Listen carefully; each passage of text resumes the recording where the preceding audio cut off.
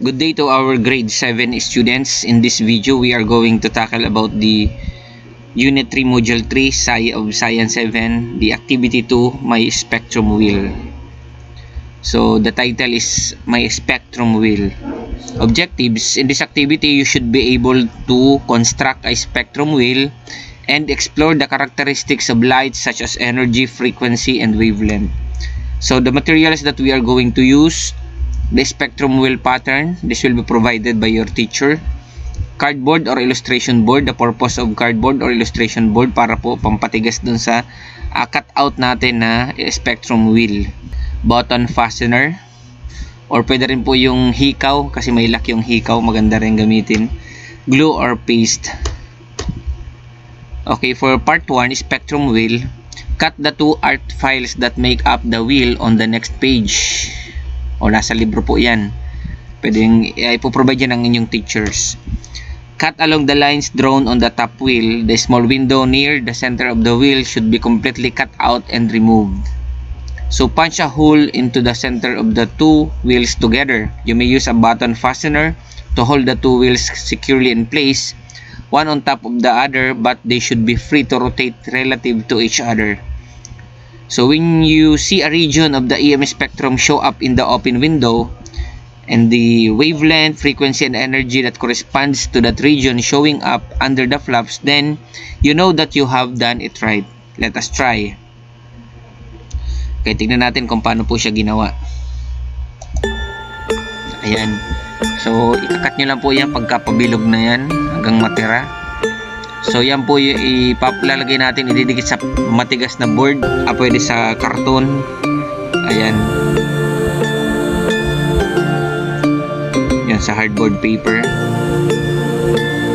And then, try nating i-rotate. Yan, tingnan po natin.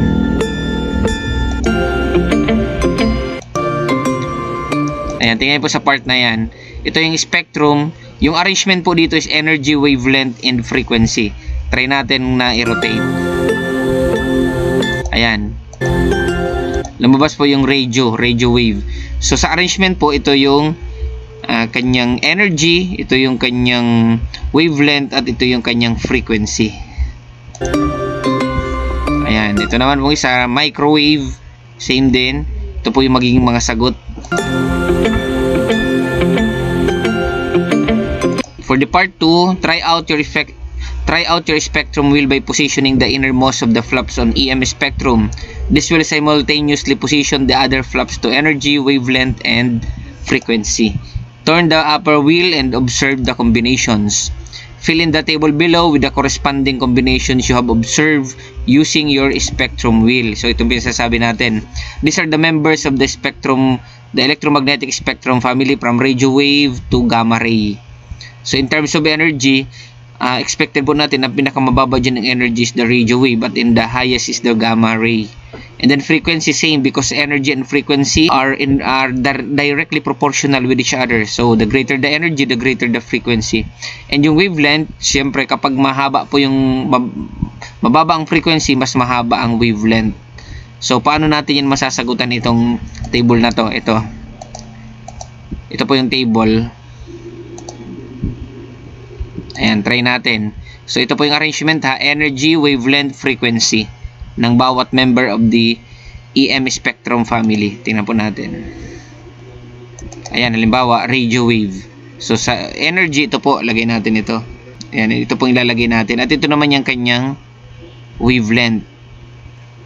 At ito yung kanyang frequency. Itong nasa baba ng radio wave. So, dito naman po sa frequency times wavelength, you're just going to multiply the frequency and wavelength of each member of the spectrum family. Ito naman po, microwave. So, ganun din. So, nandiyan na po yung pinakasagot. Kumbaga, pag natapos na itong spectrum wheel, nandiyan na ang sagot. Okay, yan. Ulitin po natin.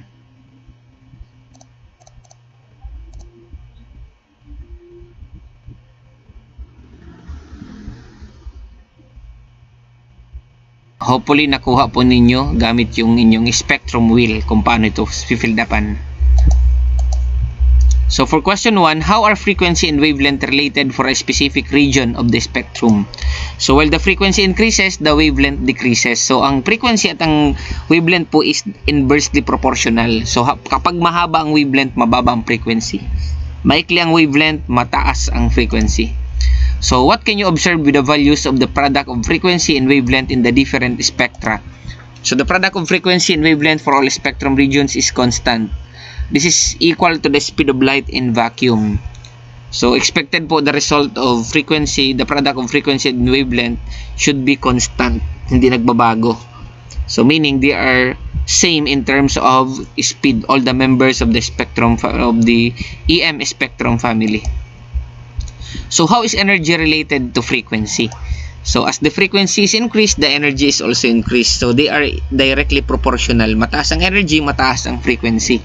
So meaning kapag mataas ang energy, mataas ang frequency, mahaba ang kanyang wavelength. So now that we are familiar with the electromagnetic spectrum in the corresponding energies, frequencies and wavelength, probably we can see some applications of this in everyday living. UV rays are highly energetic than other spectral regions on its left. This could be a possible reason why we are not advised to stay under the sun after 9 in the morning. Prolonged use of mobile phones may cause ear infection.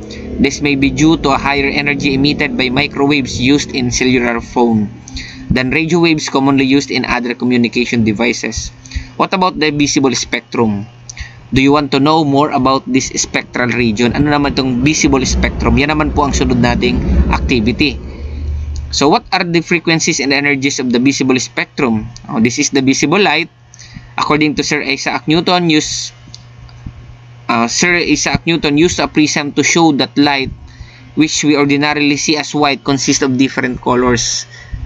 So dispersion is a phenomenon in which a prism separates white light into its component colors. So the next activity will provide you more information about visible light.